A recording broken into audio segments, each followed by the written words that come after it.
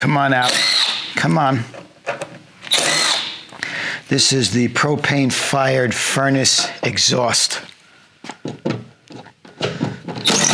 This is a propane-fired water heater. Okay? Back in 2010, when this van was built, these were good components. This is a 2010 Sprinter van. It's a 2011 Pleasureway Plateau TS. I love this van. This van has taken me to more places and shown me more wondrous things. Here's the problem. The van, the chassis, has got a lot of life left in it. It's only got less than 70,000 miles. This van has got decades left to travel. The problem are the components. We have made such strides, such headway, such advancements in technology when it comes to what you can put in these vans. And I'm aware of it. I'm putting it in my new vans, the builds. I gotta save this old girl. The interior is fabulous. It's a rustic cabin kind of a feel.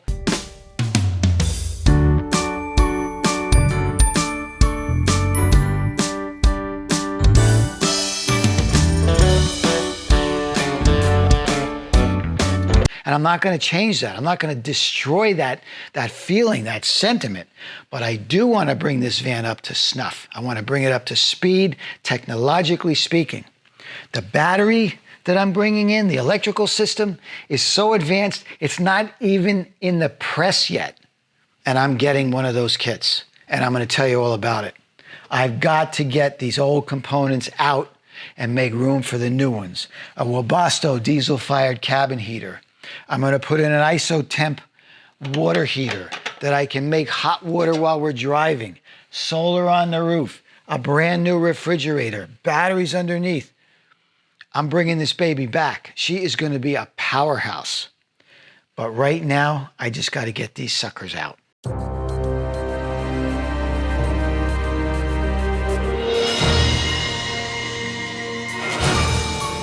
Sharon was pleased with her new shelf system in an otherwise underutilized space in her Travato. And off they went to continue their awesome life on the road, leaving me to build their custom forever van. At the same time, I'm working on Mr. and Mrs. Sprinter van. This week's project is the subfloor.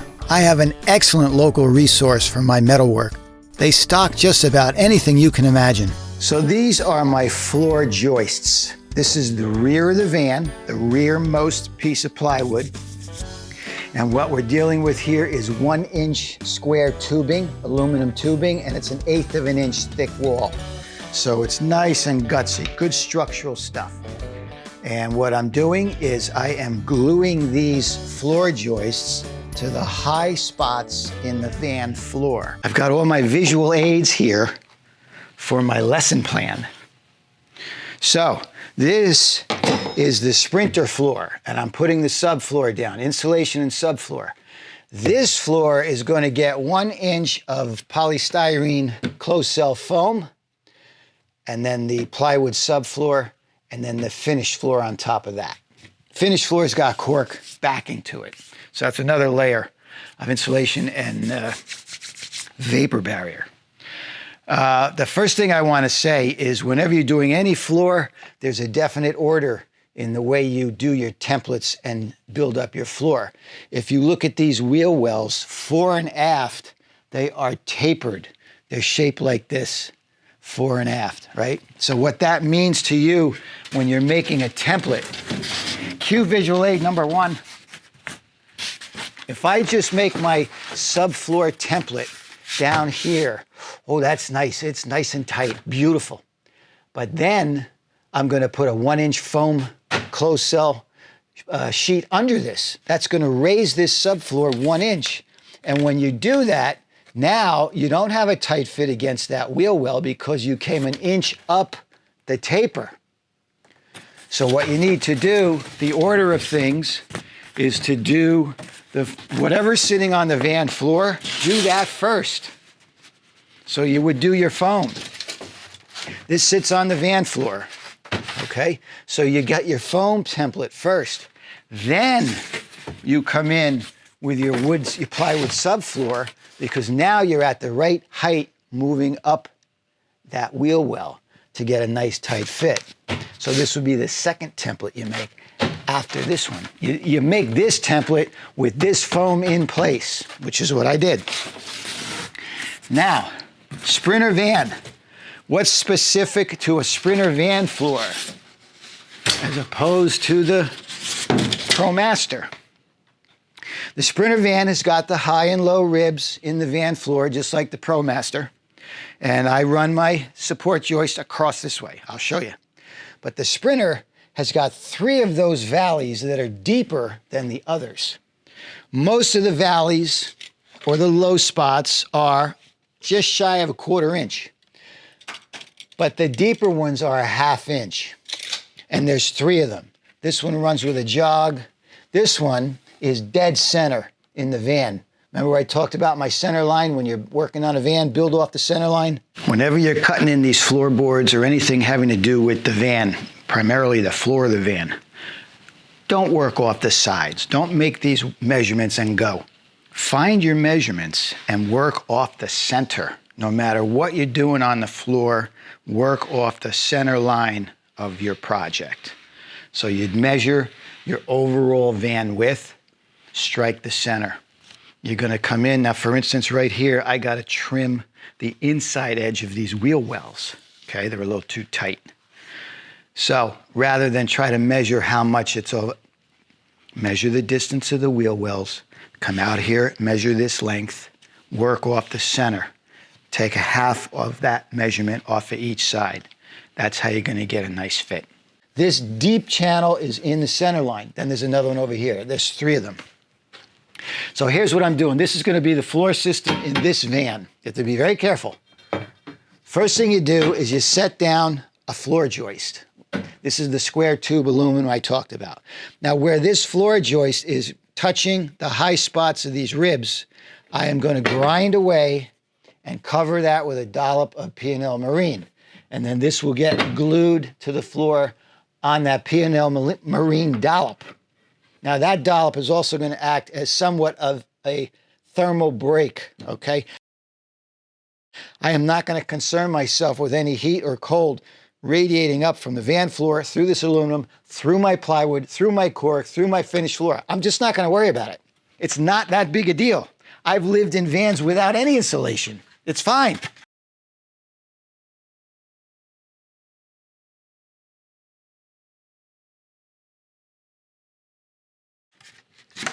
So the next thing you do, you get your floor joist in, you put your foam, 1-inch foam insulation, right? That gets cut to fit so that your next floor joist comes right in place. You grind away and you glue that one in place. Now you're starting to see a system develop. When you got all those done, then you come back with your plywood subfloors that you cut and you glue that to the top of the aluminum floor joist. Now this is the subsystem of the floor. Then you put your finished floor. I let my finished floor float. Finished floor float. Finished floor float. And I don't put my finished floor under my modules. It doesn't go under the galley. It doesn't go under the shower or the refrigerator. I run it where you can see it and where you can change it out.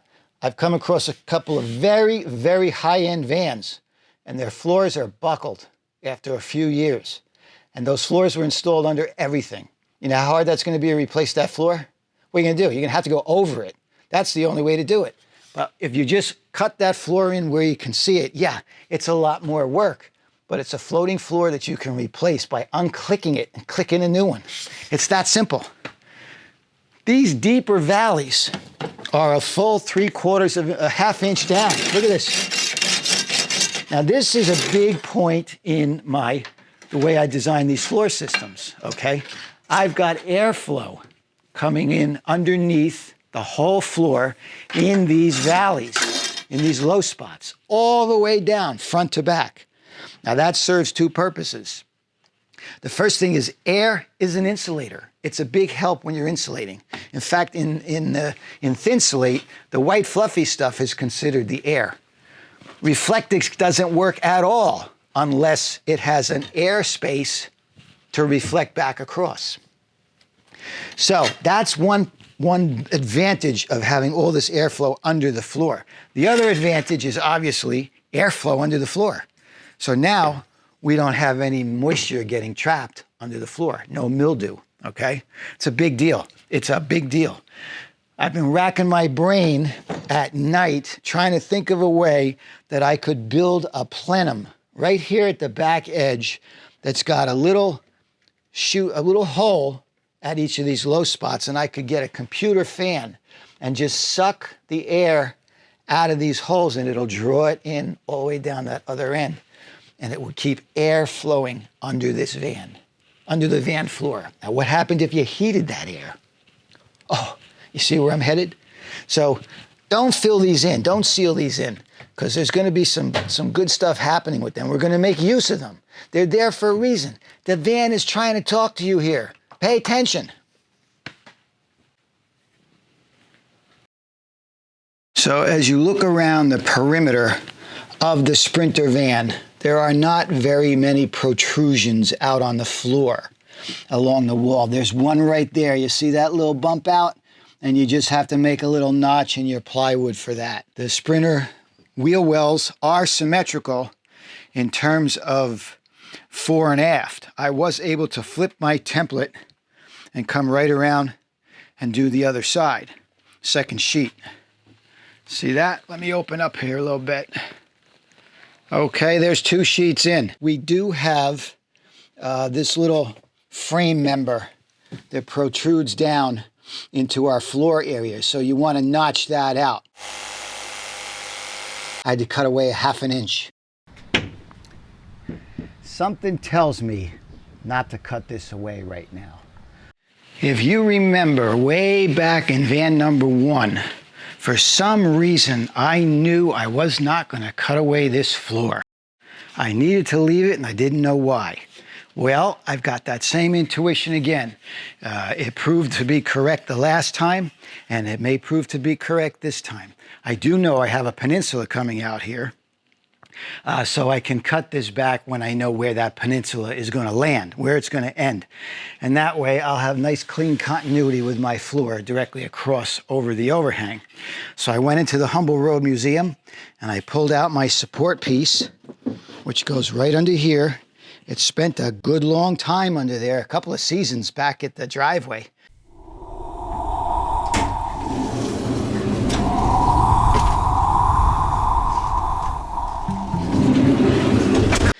So I'm going to put it in here, and at some point we'll take it out.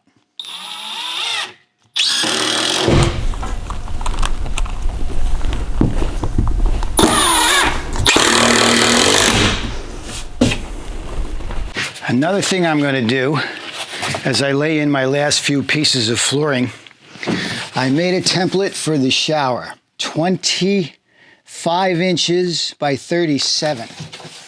Now, I am not exactly sure where this is going to go at the moment. This floor plan is still not set in stone. There are a couple of things we have to work out. But I do want to get my floor in, and I don't want to waste any glue or any frame members under this area. So I will have a little bit of leeway. Like I said, I'm not going to cut the floor until we're locked in. But now I've got a guide for this. It's a little tricky in this van as compared to Sam van. Sam van, we glued the plywood right down to the van floor. No ifs, ands, or buts. So it's going to be very easy for me to just cut that floor away and set the shower pan where I want it, exactly where I want it. In this van, I've got 1 inch of foam insulation. I've got my inch square tube joists, then the ½ inch ply. So it's a little more complicated to get this to set the way I want it. So again, this is because these vans are so fully custom, and the design, the layouts, the floor plans, all very fluid all the way through the process. We're not working off plans here. We're not locked in to working off plans. Fluid, options. We can make changes as we go. So that's why I did this. Now let me explain why this is 37 by 25 when I said the interior of the shower pan was going to be 24-36. Hold on. Okay. All right. Here are some of the deets. The way we developed this shower bathroom system on the last couple of vans, actually the last van, what we did with the shower box is we had a stainless steel shower pan made, and it was, I think it was 18 gauge steel with a 4-inch curb, 4-inch lip. So what we do is we actually mount, this is 1/2 inch, but we mount 3/4 inch plywood on the outside of the pan. And this gets supported with our 80/20 frame. Then we come in with 1/2 inch PVC board. Now, as you can see, it's going to be glued, fully glued to the plywood all the way across the wall. But where these two divorce one another is right at that curb. The plywood stays on the outside of the curb, and the PVC wall goes into the shower pan. And what that affords us, here's another piece. This was the sample I used for the table. So here's why this is a good thing. If you have it's kind of like flashing. If you've got your PVC walls in the shower pan and you do create a leak, the seam leaks, it's going to run down into the shower pan. You've contained it. You've really prevented a big catastrophe. The water can't get out of the shower pan because everything's inside. Capiche? I'll go into detail as we put this together. But, so now you know the reason why, if the interior needs to be 36/24, and I'm going to stick a 1/2 inch piece of PVC wall on each side, I have to add 1 inch so that I net 24/36. So that's what that is. Okay?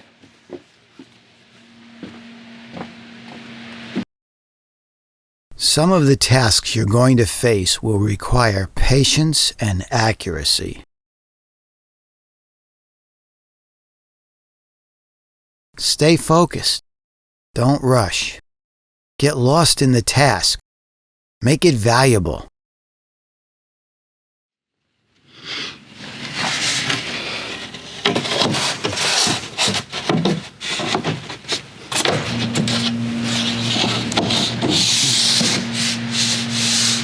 Don't mousse it. When you're cutting these pieces to fit, cut them to fit. Make sure they fit without a big struggle. It's going to help you down the line. Every shortcut you take multiplies as you get further down the line. Don't ask me how I know that. Last piece. It's going to fit like a glove. See that? Look, I put that in. It just falls into place. I'm not moussing it. I'm not banging it. I'm not making it try to fit. Because when you come back and glue this all down, it has to know where it wants to go. Don't mousse it. Make sure what you're doing fits. Look here. Look at this. The nut bucket. I did not furlough the nut bucket. I put it to use in some other areas of the studio. Now, I'm going to tell you something else. The floor is now complete. Everything's down. I'm not gluing it down just yet. My studs are cut. I got everything marked out, but I'm not gluing it down just yet. This is the way I build. I like to keep my options open. I'll give you an example. I'll tell you why. One reason I'm not gluing down. Okay, look at this.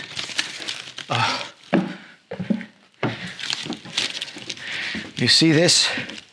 You see what this is? This is the Webasto. This is the Webasto furnace. Isn't this a beauty? Okay, now the Webasto goes under the refrigerator, okay? So I like to put the Webasto, I like to mount it on the van floor, not 1 5/8 up through plywood and foam and no. I want the Webasto furnace mounted on its mounting plate on the van floor, going through the van to underneath.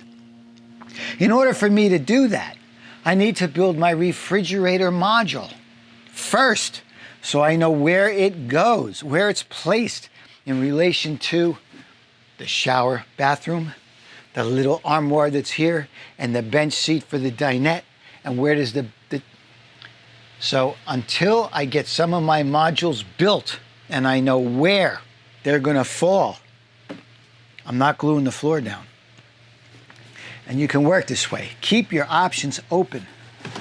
So when I get my module built, then I know exactly where I'm going to place this thing and where I'm going to drill my hole through the floor. What's underneath? I got a beam. I got a support piece. I got an exhaust pipe. You don't know until you get on this job. You got to zero in. And each step of the way, you make some progress towards zeroing in. That's just the way I work. If you were working off a plan, a CAD drawing, I will work this way and I will not deviate in any form or fashion. I don't work that way. I like things to be fluid. This is more of an art piece than it is surgery, okay? I don't want my surgeon working this way. I want him to follow a procedure. But what I'm doing, I'm gonna let serendipity guide me.